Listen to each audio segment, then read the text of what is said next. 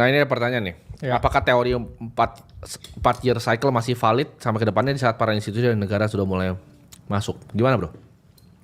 Banyak orang yang punya tesis ya tentang lengthening cycle atau siklus di mana setelah 4 year cycle kita masih dapat kenaikan. Ya.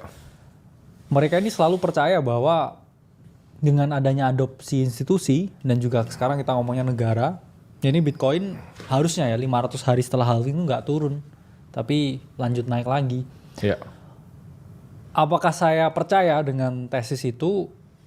Jawabannya nggak ada yang tahu. Dan kalau kita lihat ya, data historis itu selalu menyatakan satu hal ya, sebenarnya bahwa 500 hari setelah halving itu selalu topnya market.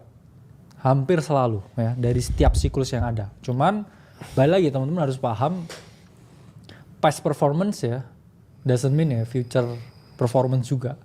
Atau kalau setiap siklus sebelumnya ya 500 hari itu selalu topnya market, ya sekarang bisa juga iya, bisa juga enggak. Karena sebenarnya bukan masalah tentang ya Donald Trump atau tentang adopsi dan lain sebagainya, itu kan sebenarnya narasi juga. Ya. Karena kalau kita lihat ya Bitcoin dengan S&P itu juga setelah 2018 korelasinya tuh tinggi banget.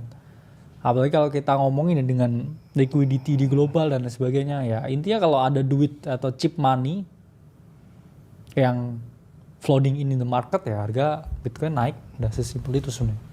Yes. Nah ini ada pertanyaan nih.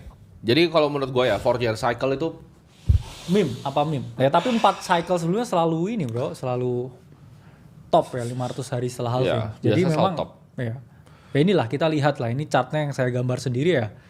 Setiap 500 hari 487 sampai 500 hari. Cuman belum tentu lagi ya di siklus ini sama juga. betul, karena past performance tuh nggak pernah equal future return itu teman-teman ya. Jadi apa? Itu tuh kata-kata ini, kata-kata TradFi itu. Iya, jadi Kata-kata penasihat keuangan. keuangan. Nah, gue jadi biasa gitu kan. Past performance nggak equal future return. Itu artinya apa? Nggak ada yang tahu masa depan tuh apa. Nah. Itu artinya. Ya, itu artinya. Jadi kalau ada yang bilang kayak, oh saya tahu masa depan akan seperti ini. Ngibul loh.